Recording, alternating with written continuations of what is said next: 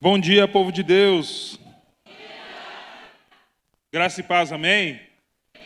Queridos, creio que você já está notando alguma coisa diferente aqui, né?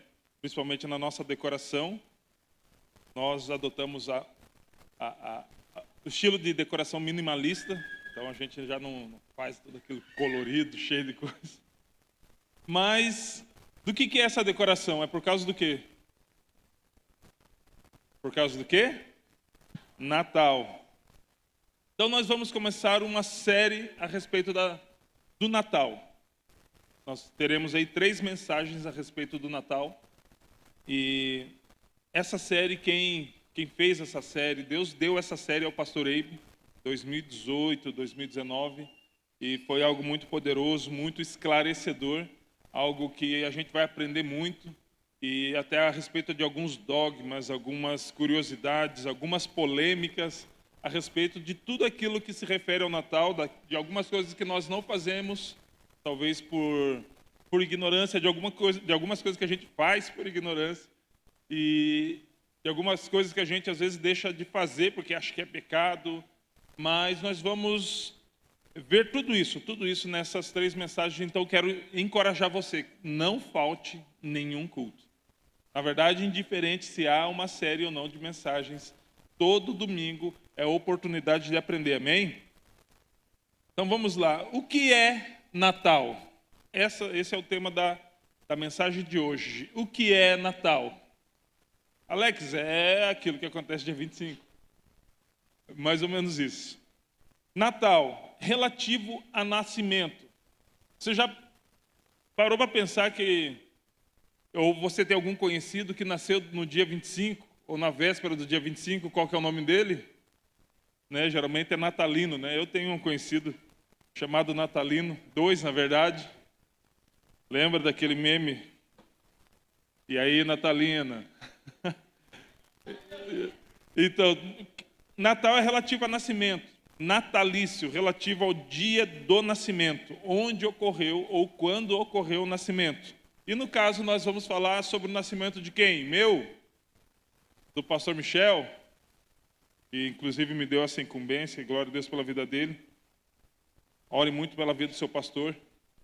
Satanás muitas vezes quer interromper aquilo que Deus está fazendo e às vezes ele ataca a vida daquele que está conduzindo. Então ore muito pela vida do seu pastor, amém? Não, é relativo ao nascimento de Jesus. E nessa série nós vamos abordar porque nós cremos que é muito importante celebrar o Natal. Porque muitas vezes, né, alguns de nós, por sermos cristãos, ou porque nós temos alguns sofismas, ou porque a gente soube de alguma coisa lá através dos nossos pais, dos nossos avós, ou ouviu alguma coisa na internet, a gente não celebra o Natal. Então, nós, nesses 3 cultos, nessa série, nós vamos falar um pouco do porquê nós celebramos, ou porque é importante celebrar o Natal. Alguns dizem que é errado celebrar, outros dizem que não pode ter árvore de Natal. Meu Deus, que é errado o Papai Noel e algumas outras coisas, mas quais foram as origens, né, desses costumes? Domingo que vem, fantástico. No domingo que vem nós estaremos falando mais sobre isso, amém? Então, sobre o que é o Natal, junto com todos esses costumes, essas tradições natalinas. Mas nós vamos aqui nos ater a algumas coisas sobre o Natal na concepção de Deus, na visão de Deus. Então, Natal é quando ou onde nasce alguém, amém? Então, esse alguém é Jesus. Então, nós vamos falar aqui de 3 pontos básicos do que é o Natal. O Natal é a perseverança da palavra.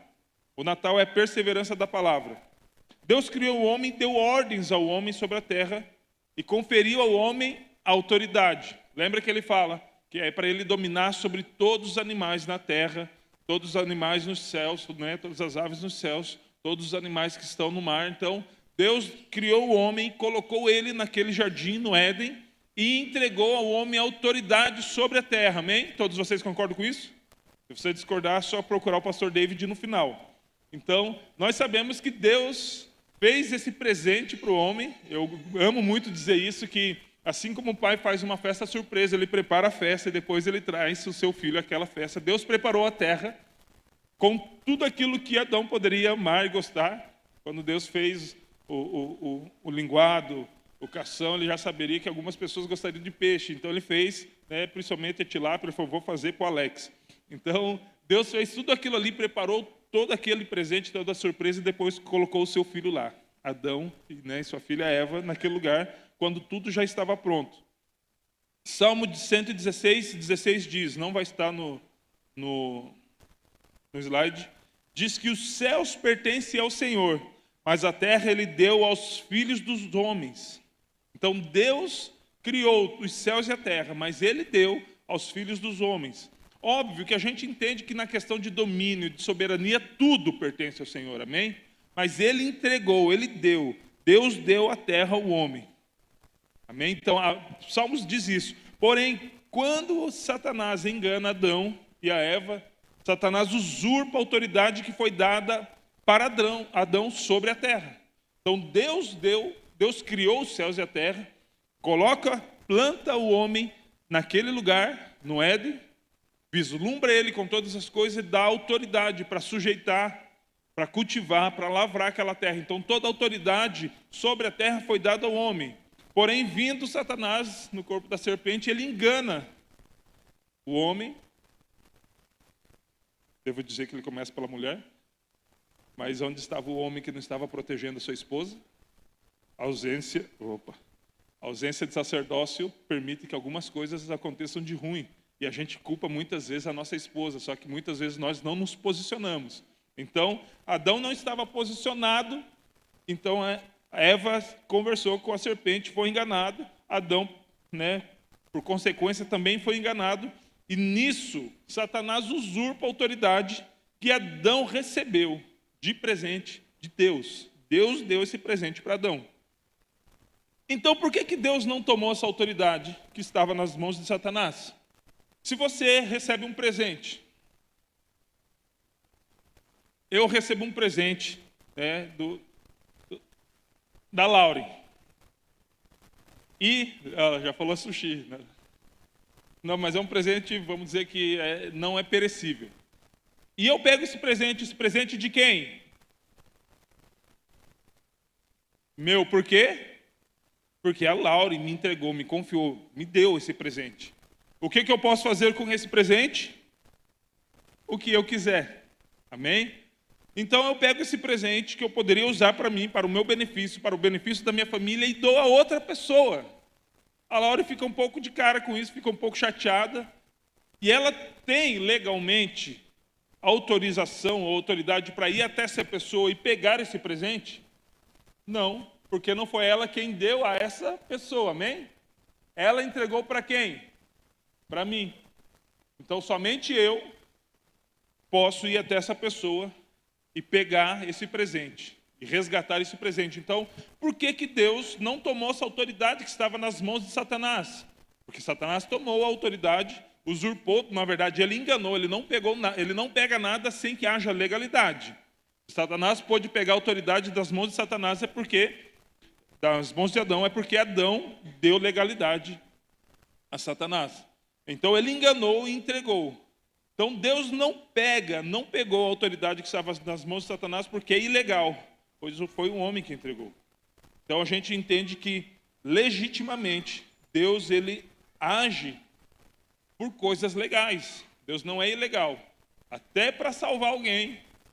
Eis que estou à porta e Deus não arromba portas.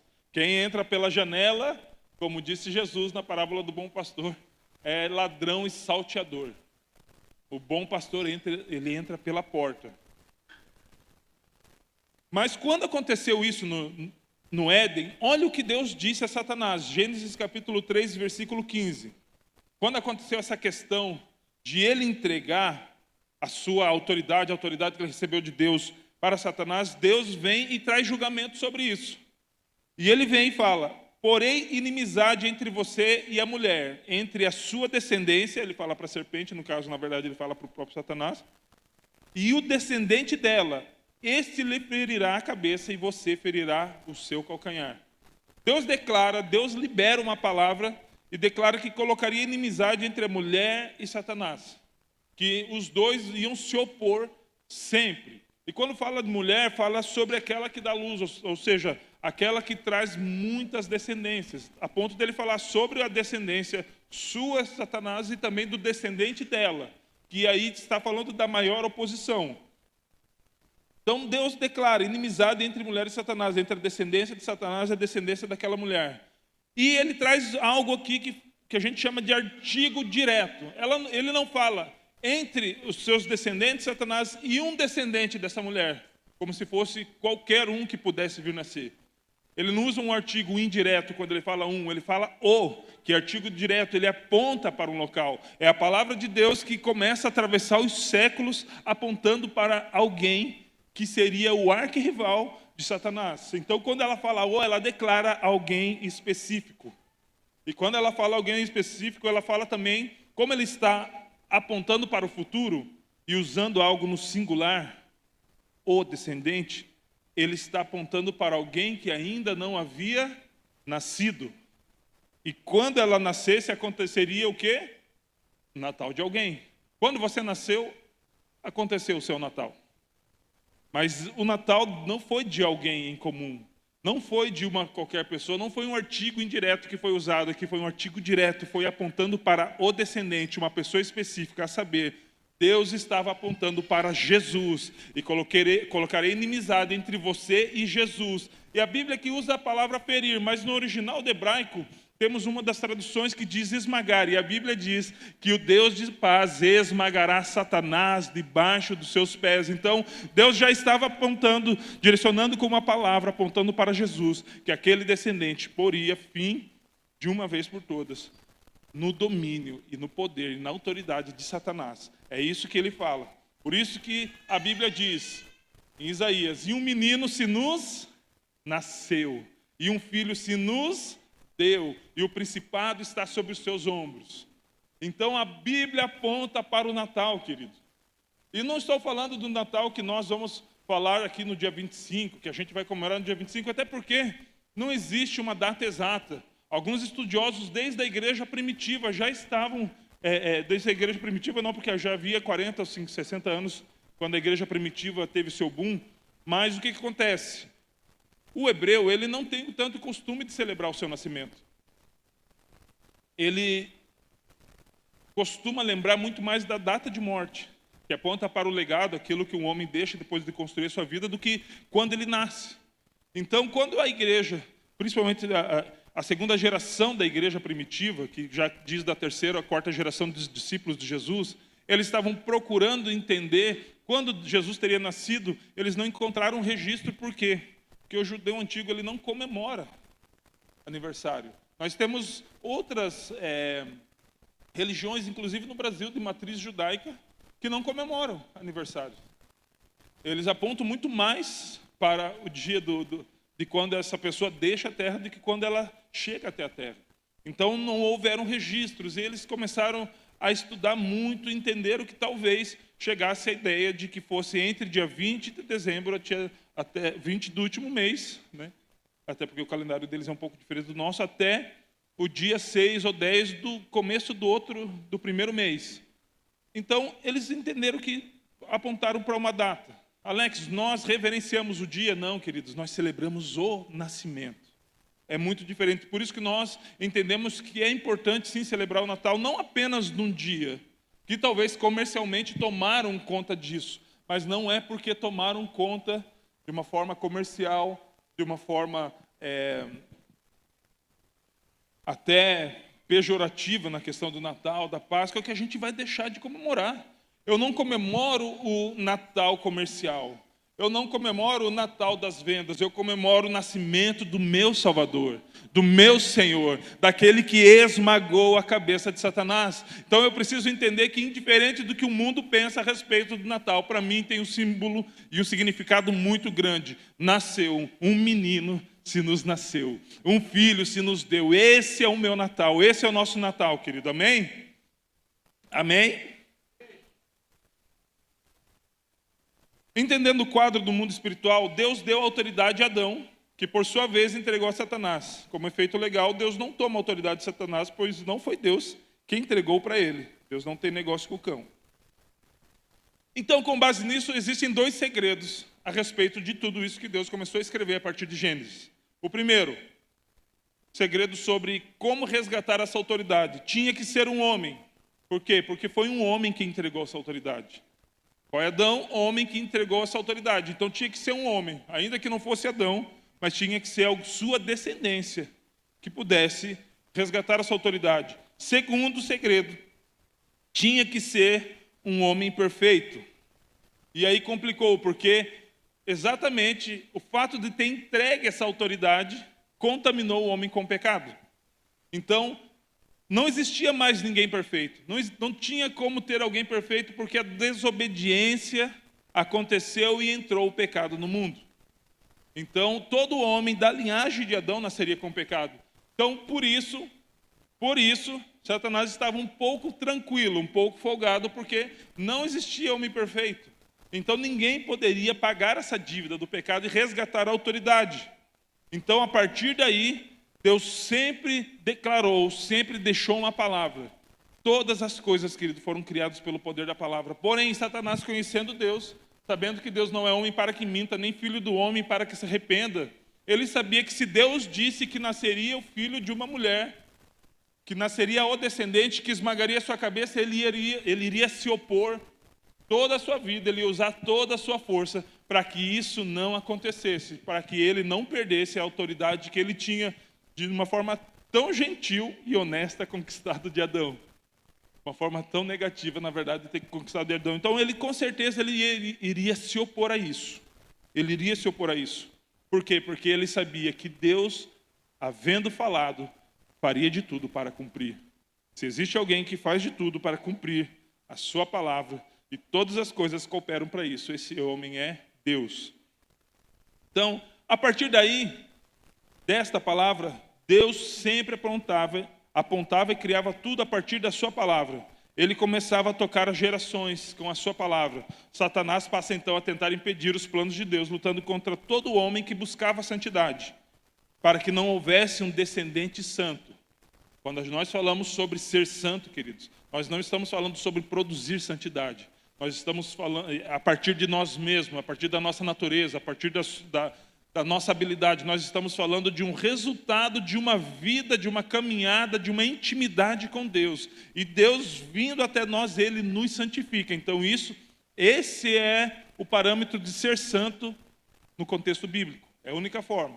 Você não se torna santo quando morre. Você se torna santo quando vive com Deus. Quando anda com Deus, quando se relaciona com Deus. Então a natureza de Deus vem e domina sobre a sua natureza. Isso é santo. Então, Satanás sempre lutava contra alguém que queria se aproximar de Deus, porque ele queria impedir que o descendente, que ele não sabia quando, que ele não sabia quem, e ele não sabia de onde viria, mas ele sabia que se Deus falou, ele viria. Então ele ia se opor a tudo, E houve um homem chamado Abel. Quantos conheceram aqui Abel? Ele foi irmão de quem? De Caim. O que Abel ofereceu ao Senhor? Um sacrifício. Enquanto Caim ofereceu alguns frutos do solo. Eu olhando para a Bíblia, vendo assim, sabe aqueles que, você não se esforça para pegar? Você pega o que caiu. E Deus preferiu Abel, a ponto de inflamar a inveja de Caim e Caim matar Abel. Agora, por que Caim matou Abel? Por inveja? Não, porque é um dos planos de Satanás, porque um homem santo tinha se colocado para agradar a Deus. Uma possível ameaça que traria um suposto descendente do qual Deus tinha falado. Então, quando ele mata Abel, Deus usa sim os sentimentos, as emoções, aquilo que nós temos de ruim, que nós não precisamos aprender com ninguém, para inflamar, né? Quem usa isso, na verdade, Satanás usa isso, ao perceber que Abel, seu irmão, agradou mais a Deus. Então, ele mata Abel. Porém, Abel deixou um descendente antes de ser morto, que é Sete, descendente em lugar de Abel. Gênesis 4:26, olha o que a Bíblia diz sobre Sete. A Sete nasceu-lhe também um filho, ao qual pôs o nome de Enos. Daí se começou a invocar o nome do Senhor.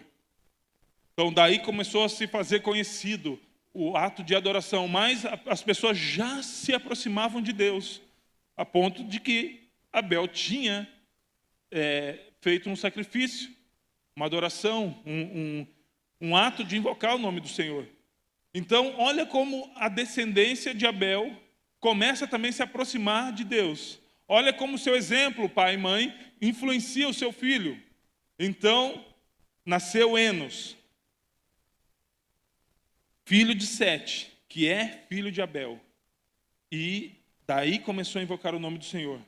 Então as pessoas já estavam se aproximando de Deus, mesmo tendo saído do Éden, mesmo eles saindo daquele lugar que Deus tinha reservado para eles, que você conhece toda a história, não é sobre isso que a gente vai falar, mas olha como uma linhagem de pessoas que se inspiram em alguém que busca a Deus. As pessoas se inspiram quando você adora o Senhor, querido. As pessoas se inspiram em você quando você levanta legitimamente a sua mão, abre a sua boca, rasga o seu coração, rasga não apenas as suas vestes, mas rasga o seu coração em adoração, em louvor, em pranto, em busca ao Senhor.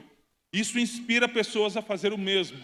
Então, começaram a buscar o Senhor, daí começou a invocar o nome do Senhor. Porém, existia alguém que cria sim na palavra do Senhor, mas não era adepto dos seus ensinos, que era o próprio Satanás que estava trabalhando contra isso.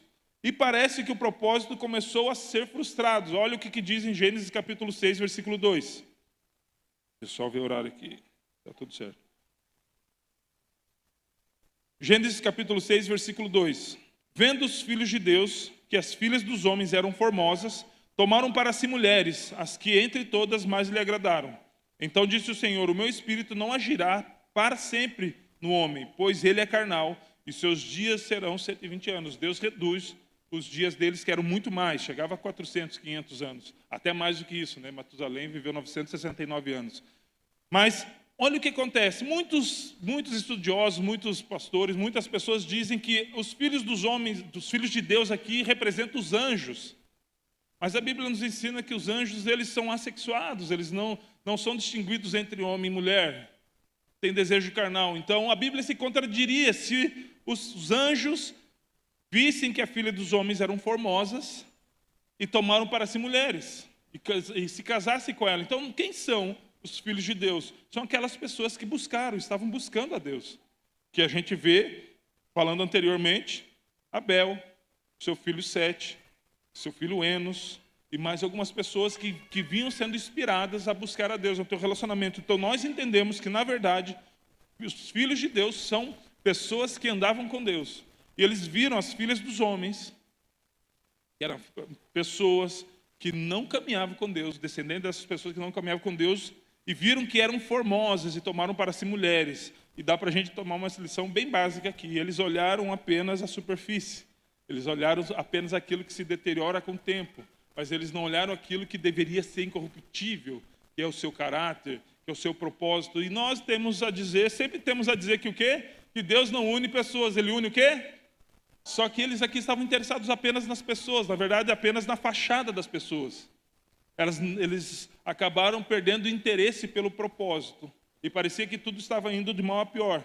Porque eles começaram a se casar com ela. E não tem problema casar, querido. Não é errado casar.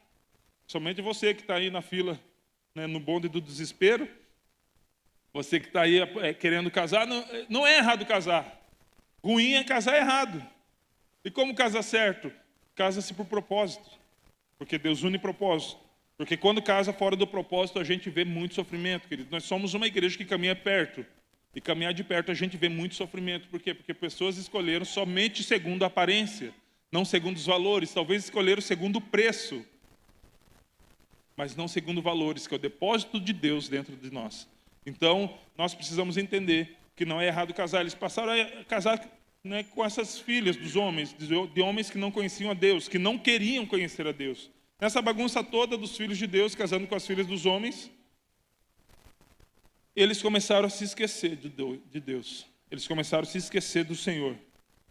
Eles começaram a se separar de Deus, se afastar de Deus, a ponto de Deus colocar aqui, declarar, no versículo 3. Então diz o Senhor: o meu espírito não agirá para sempre no homem, porque ele é carnal, porque ele caminha segundo os seus próprios desejos, porque ele escolhe segundo as suas cobiças, porque ele batalha por aquilo que não é eterno.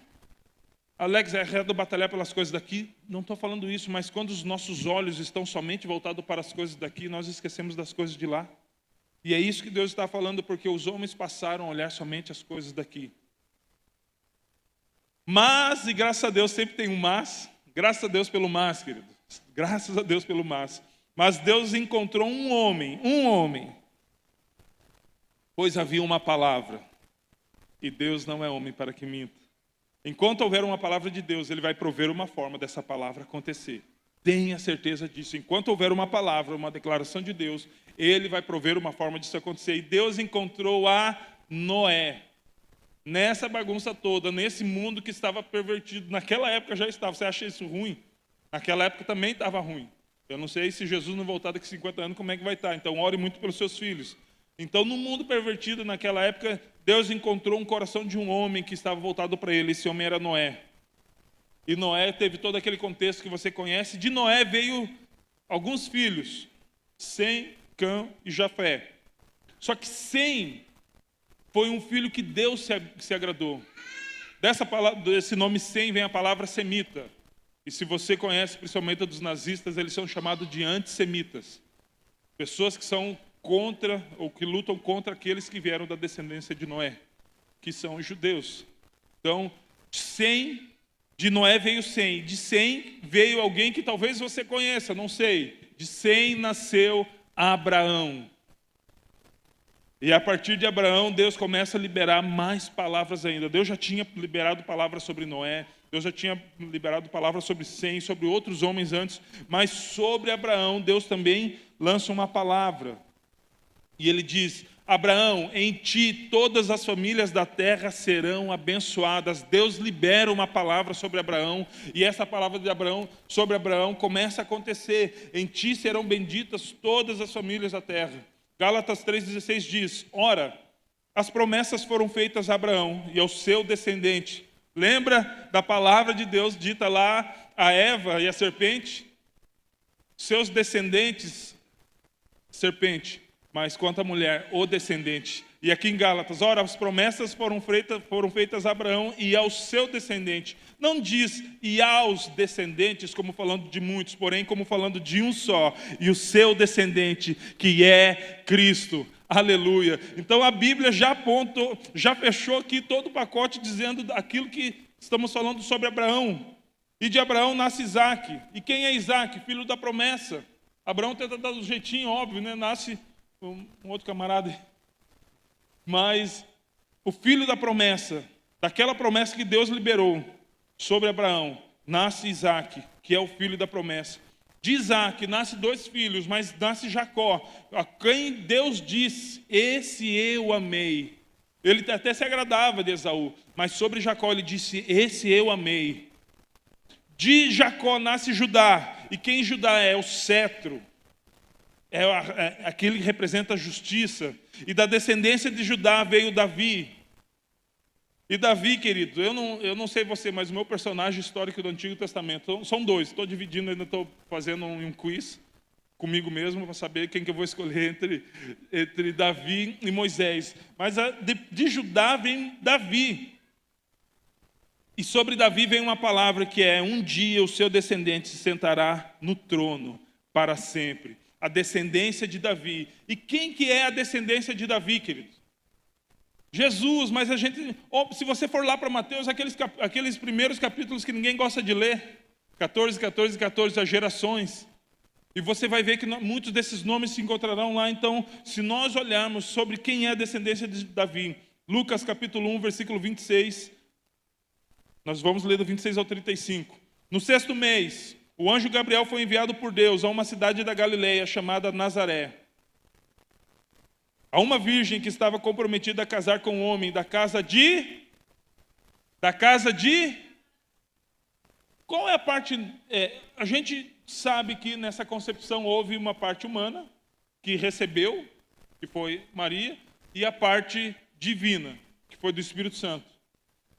Entre Maria, antes que a gente terminar a ler, para você entender o poder do sacerdócio, você é homem, entendeu o poder do sacerdócio. Quem era descendente de Davi? José ou Maria? José. Mas quem, na verdade, se relacionou, né, não, mas foi tocada pelo Espírito Santo para conceber Jesus. E por que Jesus é linhagem de Davi, sendo que José não teve participação nenhuma nisso? Sacerdócio. Vamos lá, versículo 27. Uma virgem que estava comprometida a casar. Quando você casa, você se torna o quê? Por causa da linhagem de José, o fato de Maria se tornar um com ele, a promessa alcança também Maria. Pelo fato de José guardar no seu coração e não repelir Maria, porque ela ficou grávida antes de fato estarem casados, mas conhecendo a sua índole, será que hoje, algumas de nós, teríamos a mesma confiança de José com a vida que levamos? Mas José, conhecendo sua índole, guardou no coração e decidiu não expulsá-la, mas casar-se com ela. Por causa do posicionamento do homem, a promessa acontece também na mulher. A promessa alcança a mulher. Está saindo eu amo pesquisa, o pastor fala que eu sou o homem das estatísticas. Quando uma mulher se converte, ela tem chance de 13 a 17% de conduzir a sua família, seus filhos para Jesus, para o Evangelho. Quando o homem se converte, vai para 93% de chance da sua família ser conduzida para o Evangelho. Por quê? Ele é melhor do que a mulher? Não, mas porque ele tem mais força no servir. O homem foi chamado para dar a sua vida, para entregar a sua vida. E quando ele reconhece e se posiciona nesse sacerdócio, você acha que José não precisou engolir orgulho aqui? Porque afinal ela disse que era virgem. Você acha que ele não precisou entregar algo? A grande entrega do homem, querido, quando se casa, e homens que estão aqui aspirantes a casamento, é abrir mão de um privilégio chamado solteirice. Privilégio porque se você entrega isso a Deus, isso tem muito benefício. E um privilégio de se entregar. Abrir mão da sua vida como um homem solteiro. Se entregar ao casamento, como Jesus se entregou à igreja. Mas amém, vamos lá, não é sobre isso que nós estamos falando. A virgem se chamava Maria, versículo 28. E aproximando-se dela, o anjo disse: Salve, agraciada, o Senhor está com você. Ela, porém, ao ouvir essa palavra, perturbou-se muito e pôs-se a pensar no que poderia significar a saudação. Talvez a gente ia tremer na base, né? Ela perturbou-se muito. Mas o anjo lhe disse: Não tenha medo, Maria, porque você foi abençoada por Deus. Você ficará grávida e dará à luz a um filho, a quem chamará pelo nome de Jesus. Esse será grande e será chamado Filho do Altíssimo. Deus, o Senhor, lhe dará o trono de Davi, seu pai. Ele reinará para sempre sobre a casa de Jacó, e o seu reinado não terá fim. Olha como a palavra de Deus agora faz quase que um reverso e vai tocando as gerações que vieram antes de Jesus. Ele fala de Davi e fala de Jacó. Então Maria disse ao anjo: Como será isso, se eu nunca tive relação com homem algum? O anjo respondeu: O Espírito Santo virá sobre você, e o poder do Altíssimo a envolverá com a sua sombra. Por isso também o ente santo que há de nascer será chamado Filho de Deus. E olha a resposta de Maria, querido. Por quê? Porque houve uma palavra. Perceba que Deus está liberando, declarando mais uma vez uma palavra. E não tem a ver com confissão positiva, querido. Tem a ver com estabelecer. Deus, quando quer estabelecer, Ele declara uma palavra. Porque Ele faz as coisas que existem de coisas que ainda não existiam. Ele traz existência às coisas que não existem. Então, como que Ele faz isso? Pelo poder da palavra. Então, Ele declara uma palavra. E olha a resposta dela, capítulo 1. Versículo 38 de Lucas. Então disse Maria: Aqui está a serva do Senhor, que se cumpra em mim conforme a tua palavra. Olha que peso tem a palavra do Senhor. Então, após isso, o anjo se ausentou dela. Uau, que se cumpra em mim conforme a sua palavra. A sua palavra, ela olha a palavra do Senhor, que é o penhor do Senhor, é a palavra dele, porque nenhuma de todas as suas palavras caem por terra. Olha o que diz João, capítulo 1, versículo 14. A revista atualizada diz: E o verbo se fez carne e habitou entre nós, cheio de graça e verdade. O que é o verbo, querido? NTLH diz, versículo 14: a palavra se tornou um ser humano e morou entre nós, cheia de amor e de verdade. O que é cheia? A palavra, o verbo. E nós vimos a revelação da sua natureza divina, a natureza que ele recebeu como filho único do Pai. A palavra, o verbo vivo de Deus, a palavra de Deus, a palavra encarnada de Deus, o verbo vivo, ele veio e habitou entre nós. Aquilo que ele declarou lá no Éden, dizendo que as coisas não estavam perdidas, que por mais que Adão e Eva tivessem tomado uma atitude errada, e as consequências eram ruins, eram desastrosas na verdade, Deus tinha uma palavra, e essa palavra nasceu, e o nascimento dessa palavra se chama Natal. Como não celebrar algo que é tão poderoso e tão importante? Natal é isso, é perseverança da palavra. Deus perseverou na sua palavra, declarando e liberando ela a partir dos séculos. E essa liberação, essa declaração da palavra, ela só foi cumprida quando o ambiente favorável para o cumprimento dessa palavra estivesse pronto. Deus, ele libera uma palavra, mas essa palavra só vai de fato acontecer quando todo o ambiente for favorável. Todo o ambiente favorável estiver pronto, querido. Vamos lá, segundo tópico. O primeiro é a perseverança da palavra. O segundo é uma conquista do amor. João 3, 16, 19. Porque Deus amou o mundo tanto, que deu o seu único filho, para que todo aquele que nele crer não morra, mas tenha vida eterna. Pois Deus mandou o seu filho para salvar o mundo, e não para julgá-lo. Esse primeiro envio, esse envio da cruz, querido, não foi para julgamento, foi para salvação, foi para buscar os que estavam perdidos, foi para demonstrar o amor de Deus ao mundo. Então, conforme diz o versículo 17, 18, aquele que crê no Filho não é julgado, mas quem não crê já está julgado, porquanto não crê no Filho único de Deus. Não é será julgado, já está julgado. A única coisa que nos livra de julgamento eterno, queridos, é crer no Filho de Deus. E é assim que o julgamento é feito. Deus mandou a luz ao mundo, mas as pessoas preferiram a escuridão, porque fazem o que é mal. Por quê? Porque quando vem a luz, o que aparece? As obras.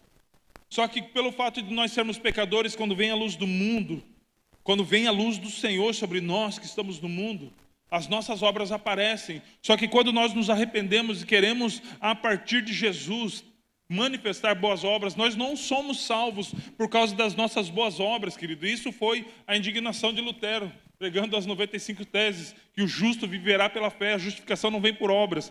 Mas por causa de Jesus, nós passamos a manifestar boas obras. Entendeu? Então, quando vem a luz, não é para julgar você e falar, você é um homem mau. Não, é para que a gente se encontre com o nosso pecado.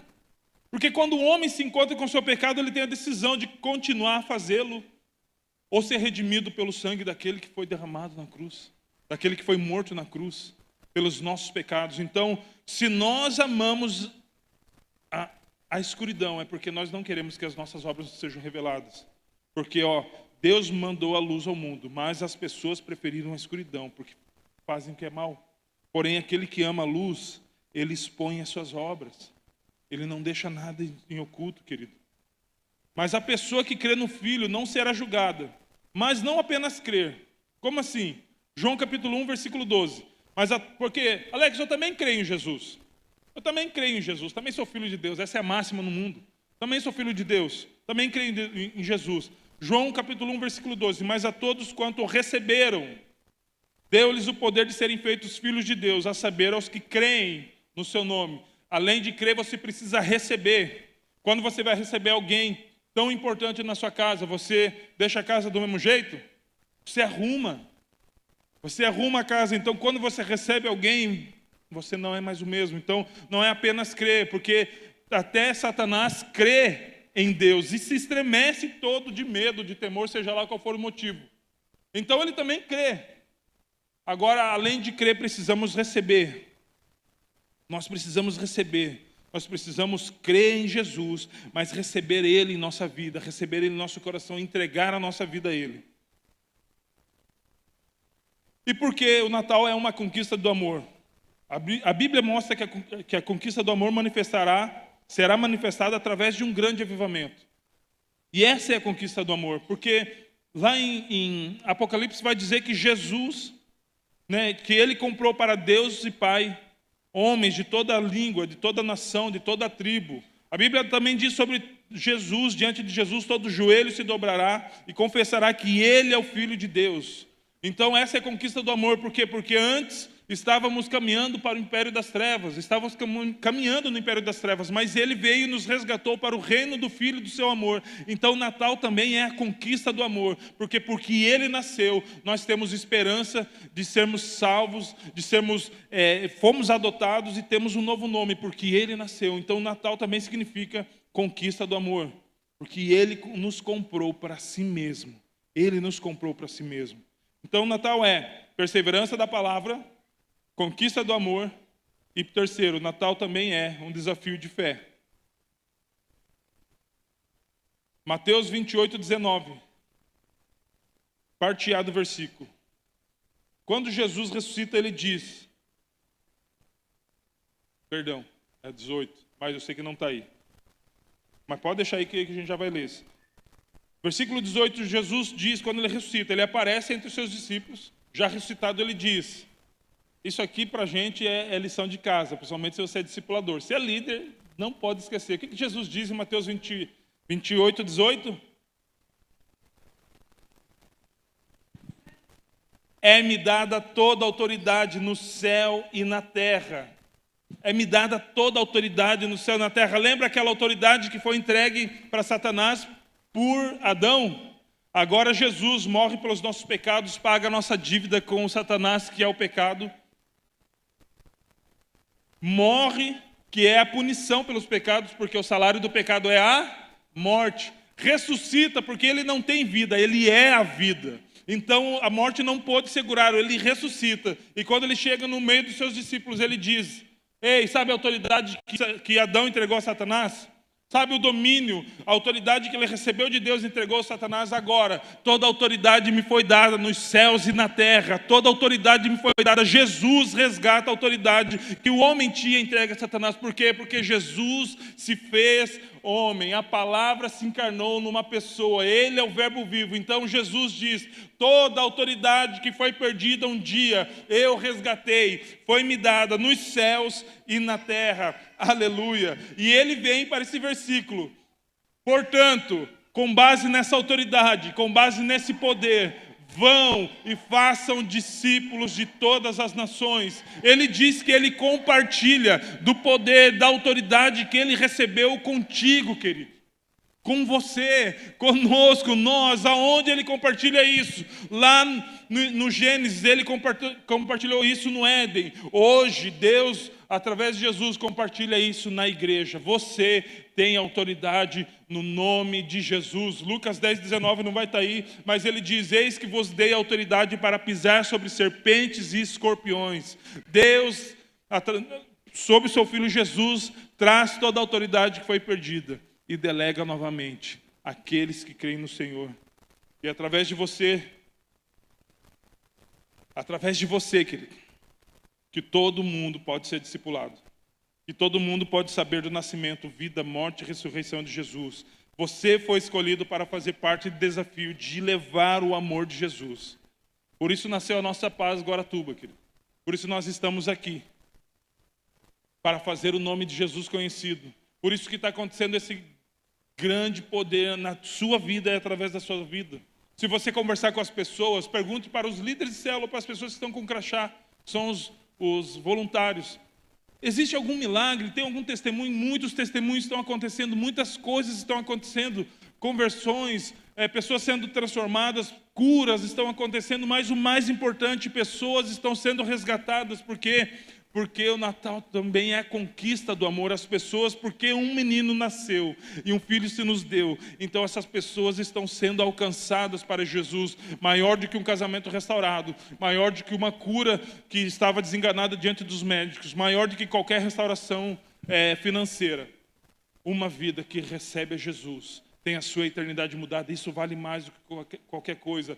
E essa autoridade de fazer isso, querido, está sobre você. Está sobre você.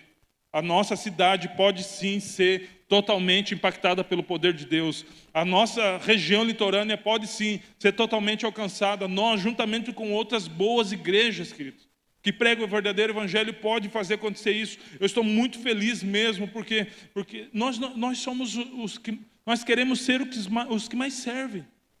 Nós não queremos ter o nosso nome conhecido, nós queremos o nome de Jesus conhecido, nós queremos servir as pessoas. Nós já temos a oportunidade hoje. Hoje, talvez você não saiba disso, hoje a gente já serve outras igrejas com o quilo do amor.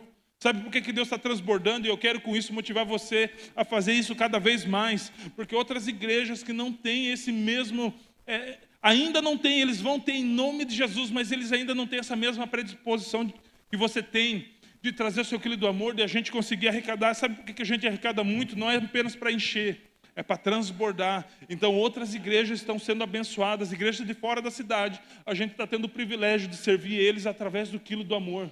Cara, isso é algo tão poderoso, isso é a conquista do amor, isso também faz parte do Natal, não de um Natal, do Natal, que representa a nossa celebração, não somente no final do ano, mas todos os dias da nossa vida.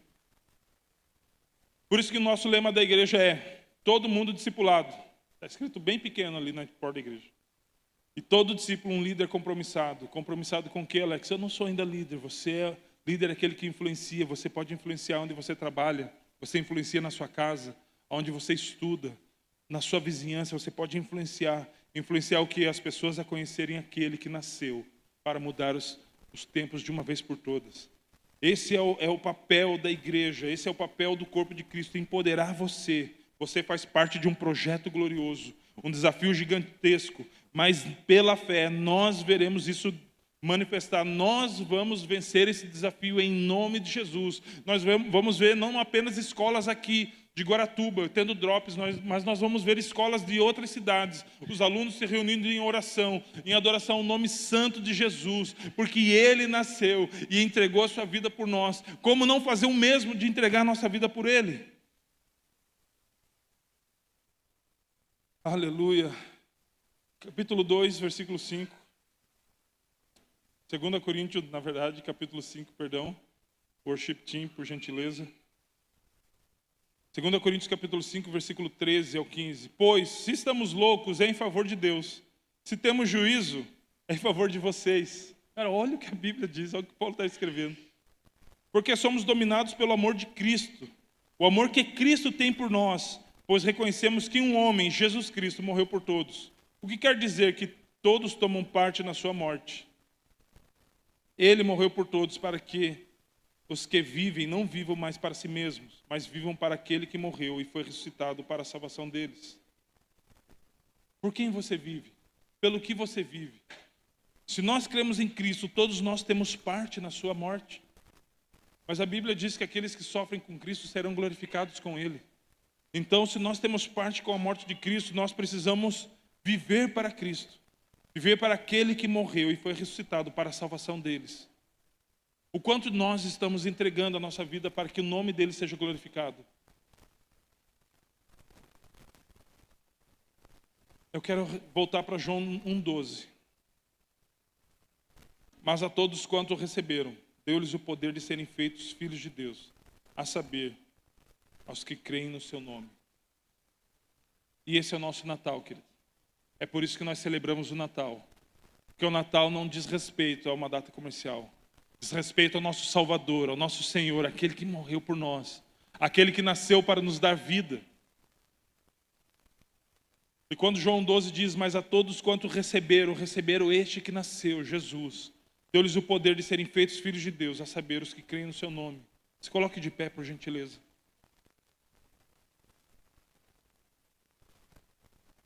Eu gostaria de falar contigo que crê em Jesus, mas ainda não o recebeu. E como que eu devo receber Jesus, Alex? Se o critério para a salvação é recebê-lo, não apenas crer. O crer é o critério superficial para a salvação, mas o receber é o critério crucial para a salvação. E como recebê-lo? Talvez você está aqui, somente se você está nos visitando pela primeira, segunda, terceira vez, e você nunca confessou Jesus com seus lábios como Salvador. Eu quero ler um versículo para você e eu encerro com esse versículo, Romanos capítulo 10, versículo 9. Se você disser com a sua boca, Jesus é o Senhor, e no seu coração crer que Deus ressuscitou Jesus, você será salvo. Então, o que é o receber é confessar Jesus. E nós cremos que ainda essa confissão, ela é pública. Até porque nós temos esse privilégio de publicamente confessar Jesus e manifestar nossa fé onde for. Mas se você está aqui, e apesar de você ter comemorado o Natal várias vezes, talvez desde que você nasceu, e talvez você nunca tenha comemorado, mas você já ouviu falar de Jesus. Até você carrega talvez ele numa correntinha no seu peito, eleva as suas petições e as suas preces a ele, mas nunca o recebeu, como a Bíblia diz, confessando ele com a sua boca. Mas você está aqui por algum motivo. E talvez a sua concepção, o motivo de você estar aqui é porque você veio acompanhar o seu parente que veio apresentar essa criança Jesus. E eu quero dizer que, na verdade, existe uma palavra de que você já estaria aqui. E Deus, ele é fiel para que as suas palavras não caiam por terra. Porque ele saberia que você poderia crer, querido. Então, se você está aqui, eu gostaria de fazer um apelo para você essa manhã. Que tal deixar o Jesus que você apenas via, ou de uma forma superficial, via através de figuras, de imagens, ou de uma forma superficial você cria, mas recebê-lo de fato e verdade no seu coração. Quero pedir para a Ministério de Louvor possa iniciar a canção, e eu gostaria de fazer esse apelo para você. Se você está aqui e você ainda não confessou Jesus, mas você deseja esse Jesus que foi prometido, que foi declarado lá no Gênesis, que Deus cuidou e preparou, proveu de todas as formas para que descendências e descendências de pessoas que conheceram a Jesus, que conheceram a Deus, se entregassem a Jesus no dia de hoje. E que todo esse cuidado propiciasse para que Jesus nascesse, para que aquilo que o profeta Isaías profetizou, que um filho se nos nasceu, e um menino se nos nasceu, e um filho se nos deu, e o principado está sobre os seus ombros, e o seu nome será maravilhoso, conselheiro, Deus forte, Pai da eternidade, Príncipe da paz, que hoje nós conhecemos como nosso Senhor e Salvador Jesus Cristo. Se você deseja recebê-lo, eu gostaria que você fizesse um sinal com a sua mão, por gentileza. Se você deseja hoje entregar a sua vida para Jesus, esse Jesus que nós celebramos e continuaremos a celebrar no Natal, no Ano Novo, em janeiro, em dezembro, qualquer mês do ano, se você deseja recebê-lo, faça um sinal com a sua mão, por gentileza. Nós gostaríamos de orar contigo. Se você deseja de uma vez por todas ser resgatado para a luz de Cristo e ter a sua vida transformada, faz um sinal com a sua mão. Temos alguém? Glória a Deus. Glória a Deus pela sua vida, querido. Temos mais alguém? Você que veio, talvez você nem sabe muito por que você veio, mas você se encontrou com a palavra de Cristo hoje e você quer, de fato e de verdade, passar a caminhar com Ele. Jesus não veio julgar o mundo. Jesus não veio julgar você, querido. Jesus veio amar você. Esse é o tempo de caminhar no amor de Jesus. Esse é o tempo de se entregar a Jesus. Um dia Ele virá sim para julgar. Mas aqueles que se entregaram não participarão desse julgamento. Aqueles que receberam de fato não estarão nesse dia. Pois estarão com Ele à mesa. Estarão com Ele para toda a eternidade. Você que levantou a mão, gostaria de, por gentileza, se pudesse vir aqui à frente. A gente gostaria de orar contigo. Se você está do lado ou se tem algum da atmosfera que está próximo dessa pessoa, por gentileza, conduz ele até aqui à frente para que a gente possa orar com ele. Glória a Deus, querido. Aleluia.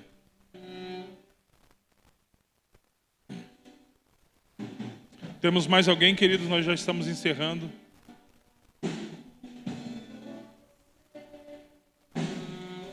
Amém.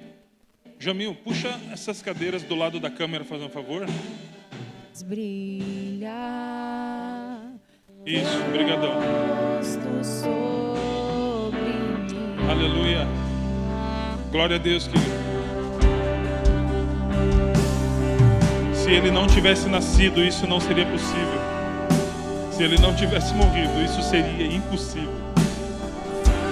Porque nós temos o Natal de Jesus. Porque nós temos o Filho de Deus que nasceu e morreu por nós. Nós temos o privilégio de celebrarmos essa data tão importante. Por isso nós celebramos, porque Jesus é o Filho de Deus. Aleluia. Aleluia. Eu gostaria de fazer uma oração com vocês. Se vocês puderem trazer eles um pouquinho mais perto, dois passos à frente, por gentileza. Eu gostaria de fazer uma oração com vocês. Eu gostaria que vocês olhassem para mim, por gentileza. A Bíblia diz que nesse momento, nesse exato momento, há festas nos céus. Às vezes a gente fala emocionado que quando alguém morre, que é muito íntimo de Deus, existem festas nos céus. Ou quando acontece alguma coisa muito extraordinária, muito legal, existem festas nos céus.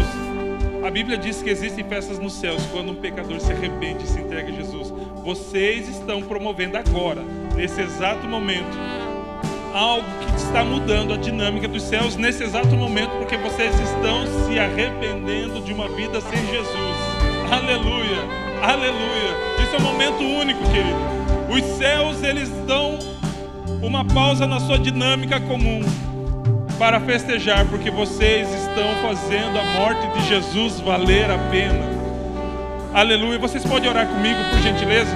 Gostaria que você repetisse as palavras que eu vou falar. Amém? Senhor Jesus, eu reconheço que Tu és o Filho de Deus, que veio a este mundo, que nasceu como palavra viva, como verbo vivo. E a partir de hoje, esse é o meu Natal, o seu nascimento. Eu Te recebo como meu Senhor, como meu Salvador. Eu me arrependo dos meus pecados e eu Te peço, me recebe por filho e escreve meu nome no Teu livro, em nome de Jesus. Amém. Amém, querido. Você pode aplaudir a Jesus?